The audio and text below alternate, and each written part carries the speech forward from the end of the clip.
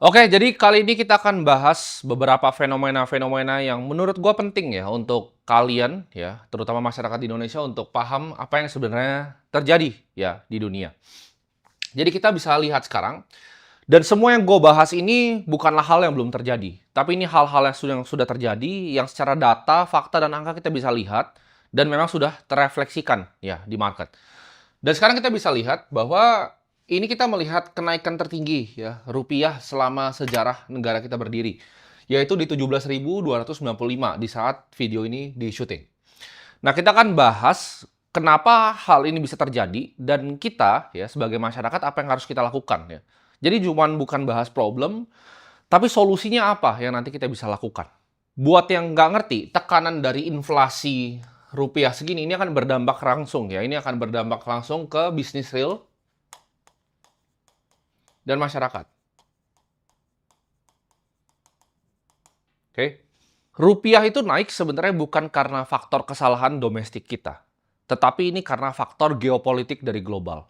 Sebenarnya bukan rupiahnya yang cuma melemah, tapi dolarnya yang menguat. Ya, jadi kalau kita nanti lihat dari dolar indeks, kita akan bahas nanti, kita bisa lihat bahwa pelemahan mata uang, terutama di negara yang diklasifikasikan sebagai emerging market memang menurun. Dan dolar itu memang menguat, ya, lawan semua mata uang yang emerging market. Jadi ada faktor-faktornya ya, kita akan bahas di sini. Faktor yang pertama itu geopolitik yang tidak stabil ya. Kita bisa lihat dua adalah harga minyak. Karena di Indonesia kita adalah negara pengimpor minyak ya di sini. Ketiga, rupiah naik itu karena kita bisa lihat ada kebijakan ya. Kebijakan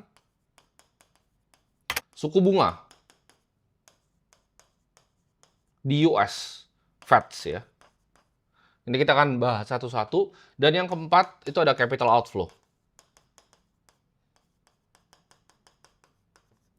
Secara geopolitik, mungkin teman-teman udah tahu semua ya, ini ada perang US dan Iran, dan kemarin ketika JD Vance mau ke Pakistan, kayaknya nggak beres-beres ya negosiasinya antara US dan Iran. Tapi nanti kita akan bahas siapa yang sebenarnya diuntungkan dari kondisi seperti ini. Minyak naik ya, kita tahu kita negara pengimpor minyak ya. Ketika minyak mentah harganya tinggi sekali, ini juga pasti akan melemah. Di sini kita juga lihat ada kebijakan suku bunga. Kenapa? Karena kalau suku bunga di US itu tinggi, orang mau lariin duitnya ke dolar. Ya, ini memang strateginya Amerika untuk cekek negara-negara lain. Ya, contohnya seperti Cina.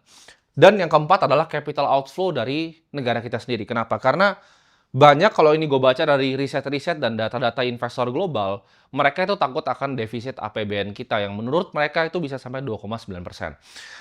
Jadi orang takut ya taruh uang di Indonesia dan mereka keluarin uangnya ketika kebijakan suku bunga US itu masih naik, orang akan taruh duitnya di safe haven yaitu US dollar ya, global reserve currency. Nah, kita bisa lihat di sini ya. Jadi kalian bisa baca Iran latest, Trump has no time frame to end war. Ini kunci penting ya yang keluar dari mulutnya Donald Trump. No time frame itu artinya apa? Mereka nggak punya batasan waktu ya. Mereka bisa melakukan perang ini selama mungkin. Karena kan gue udah bilang dari video-video sebelumnya, yaitu di 2026 budgetnya itu kita kan sekitar 1 triliun ya. Itu akan naik gitu, sampai 1,5. Jadi mereka secara military industrial kompleks, mereka tidak punya agenda untuk menghentikan perang ini secepat mungkin ya. Jadi peace talks ini sandiwara menurut gua. Ketika dia ngomong jelas-jelas dia nggak punya time frame untuk menyelesaikan perang, karena nanti kita akan lihat ya, ada 3 negara yang diuntungkan dari terjadinya semua kekacauan ini. Dan kita sebagai warga negara Indonesia, menurut gua kita harus pintar, kita harus cermati, ya nggak cuman baca berita tuh, cuman ngerasa ditakut-takutin sama berita, tapi kita harus lihat fakta yang ada. No time frame ini artinya apa? Ini adalah war of attrition. Ya, jadi ini akan game perang yang panjang. Ini gue dapatkan dari riset di Bridgewater juga, hedge fund-nya Ray Dalio. Ray Dalio tuh bilang bahwa buat yang ngira ini perang ini akan cepat selesainya, itu salah ya. Perang ini akan lama karena berdasarkan data historis yang mereka tarik selama 500 tahun tim riset dari Bridgewater, mereka tidak melihat bahwa perang ini akan selesai dengan cepat. Dan sama seperti gua. Ya ini pandangan opini pribadi gua, perang ini nggak selesai secara cepat. Tapi akibatnya apa? Kalau perang ini nggak selesai secara cepat. Kita akan lihat nanti harga minyak mentah Brent itu akan naik terus ya. Ini kalau teman-teman lihat ya, ini komoditas dari Brent ya, ini minyak mentah, crude oil, ini terakhir kita di saat video ini gue syuting ini di harga 103 ya teman-teman. 103 ini adalah angka yang tinggi sekali kalau kita lihat nih di awal di sini ya kan. April ini udah hampir 110 ya. Ini efeknya apa? Negara pengimpor minyak itu habis.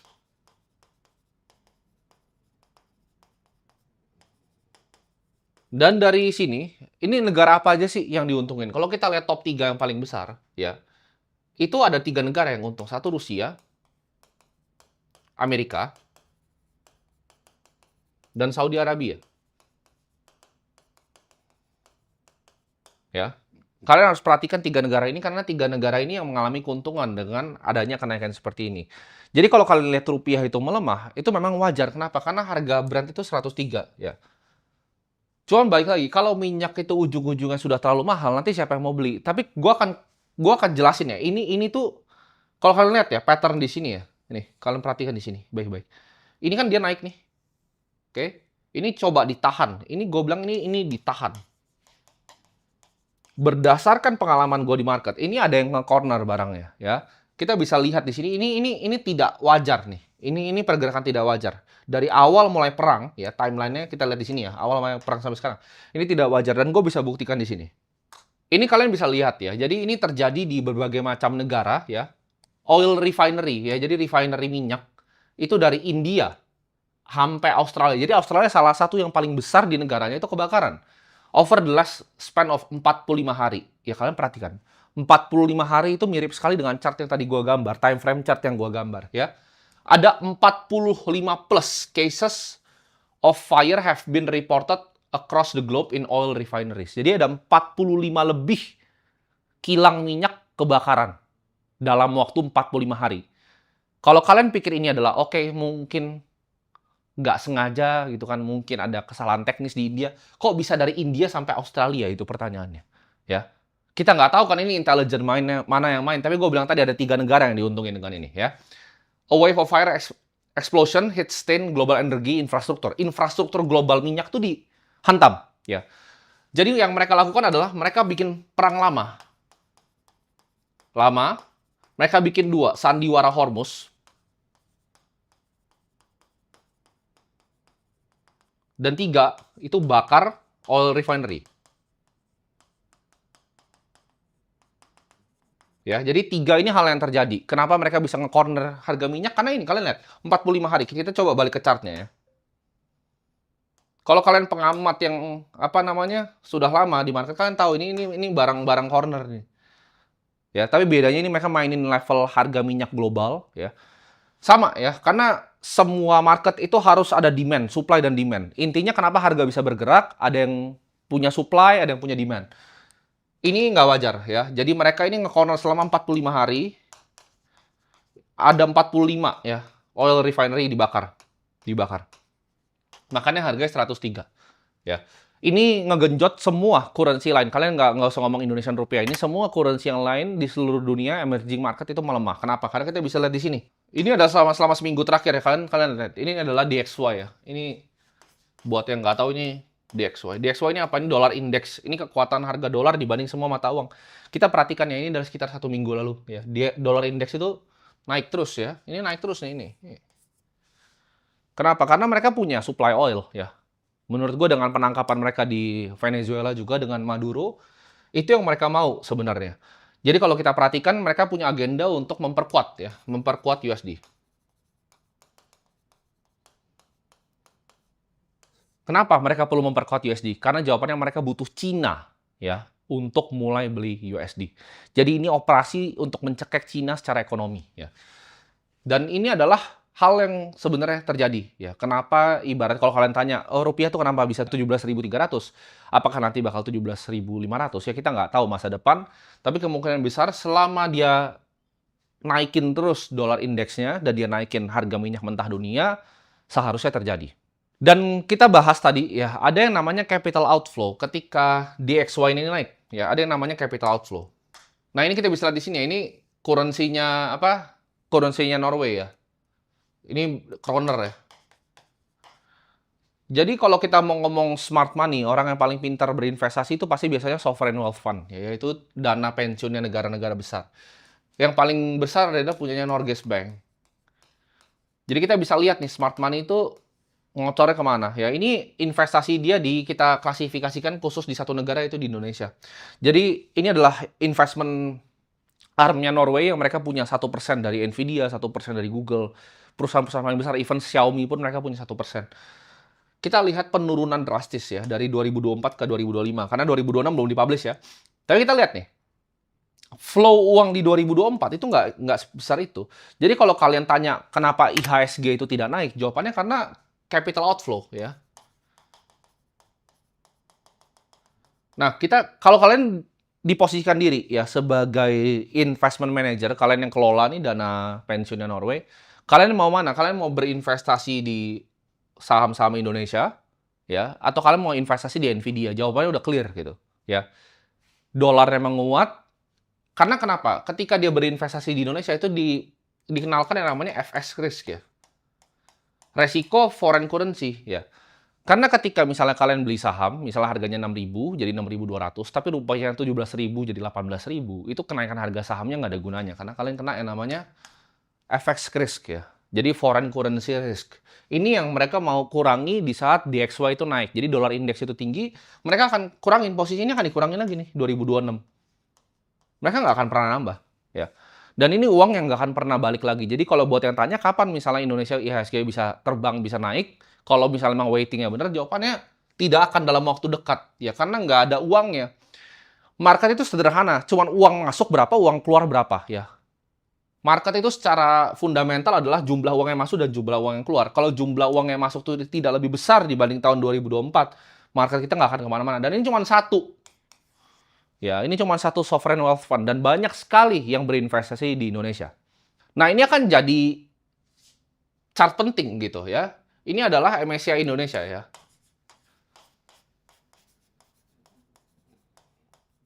Kenapa ini penting? Karena ini adalah benchmark yang dipakai sama para passive fund ya. Jadi kalau fund-fund seperti Edo, ini punya BlackRock ya, fund pasif. Itu invest di Indonesia berdasarkan ini ya. Tapi kalau kita lihat ini dari Maret 2011 sampai sekarang Maret 2026, kalian lihat deh, nilainya ini dari 100 jadi 56. Lu sebagai investor asing, lu mau nggak beli ETF Edo ini, ETF? Ini kan pertanyaan besar nih, ya. Apakah lu mau gitu loh? Ini since 10 tahun, returnnya segini. Sedangkan kalau kalian lihat di sini, ini ACWI ini all world ya. Oke, ini emerging market, ini emerging market. Jadi kalau ETF ini ada namanya ACWI, ini ada EEM nih. Kalian pilih mana? Investasi ini kah? Ini? Atau ini? At least di sini itu masih ada perusahaan-perusahaan develop. Ini nggak jadi barang yang menarik gitu ya. Dibandingin kalian lihat annualized return-nya. 5,26, 9,20. Lu aja gua tahu lu pilih yang mana? Ini atau ini? Ya. Jawaban lu pasti pilih yang ini. Dan sama ya seperti Norges Bank dan semuanya, mereka akan rebalance karena dunia ini udah shifting dari active management ke passive fund management. Jadi nggak banyak lagi yang mau active management. Dan kalau mau pasif, dia mau exposure Indo, dia beli Edo. Nah, tapi pertanyaannya, ini outflow terus nih, outflow. Dibuang. Kan? Kalau lu beli all world, itu mungkin lu 6% lu dapat Nvidia.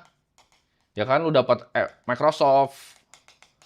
Nah, kalau lu beli ini ya, lu dapat BCA, lu dapat Mandiri, lu dapat BRI, lu dapat Telkom.